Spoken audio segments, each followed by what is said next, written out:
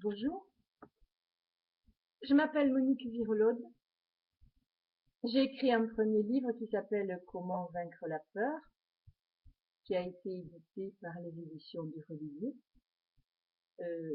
Dans ce livre, j'ai présenté les mécanismes de la peur élaborés par notre cerveau frontal.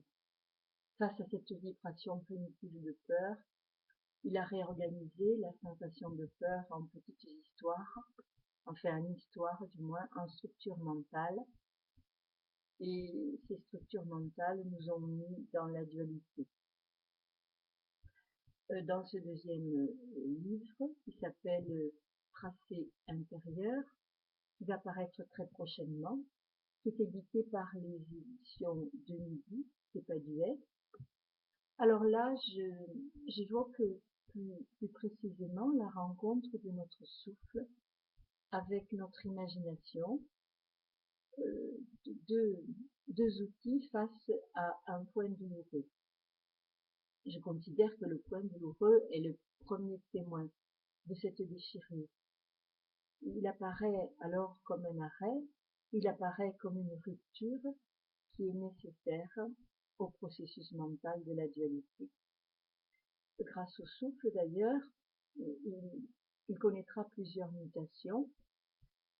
Il sera le point de départ de la ligne, il donnera l'élan au trait respiré, qui nous affranchira de la tension, en s'étirant soit en verticalité, soit en horizontalité, soit en oblique. En traversant sa matière pétrifiée, la matière pétrifiée de notre point douloureux, notre souffle devenu familier pourra même percevoir l'orientation de ses fibres, et comme je viens de vous le dire, alors il vous présentera un tracé, un trajet horizontal, vertical ou oblique.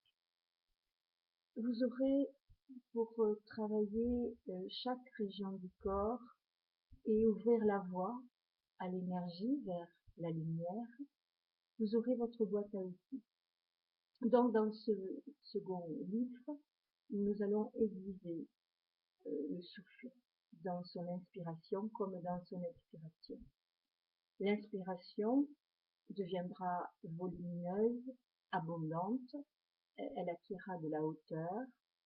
Quant à notre expiration, elle modulera sa vitesse, son intensité, et aura même la joie de singer, si je puis dire, l'abrupte franc du fil à plomb, comme la descente lente du flocon de neige. Alors, je fais appel à ces métaphores pour bien sentir comment l'expiration peut suivre une image et évoquer par la même le timbre, la vitesse, la tonalité de votre voix, puisque c'est sur ce temps respiratoire que nous parlons. En ayant renforcé les deux mouvements de notre souffle, en ayant respecté les deux points d'arrêt, poumon vide, arrêt, poumon plein, arrêt, nous construirons alors l'ossature de notre espace intérieur. C'est un échafaudage. C'est une architecture, oui, qui est faite du croisement d'un trait horizontal induit par notre expiration et d'un trait vertical induit par notre inspiration. Deux forces intérieures, deux formes motrices qui vont même au-delà du langage. Ces deux forces, ces deux formes, ces deux traits constitueront un angle droit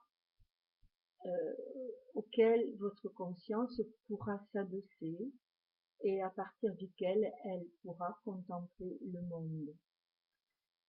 Au croisement de ces deux forces, au croisement de ces deux traits, vous découvrirez avec beaucoup de joie, vous assisterez du moins à la naissance du point de jonction qui est l'articulation de la posture intérieure, qui est le point d'appui et qui est le boulon en fait de notre posture.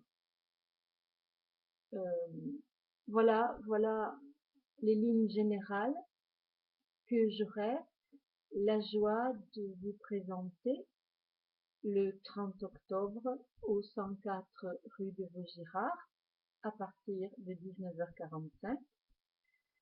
Nous aurons aussi la joie d'échanger nos expériences et si vous voulez avoir d'autres informations plus précises, bien, je vous invite à aller sur le site de la revue du 3e millénaire, Être Présence, qui vous donnera le résumé de ce livre donc qui va sortir prochainement.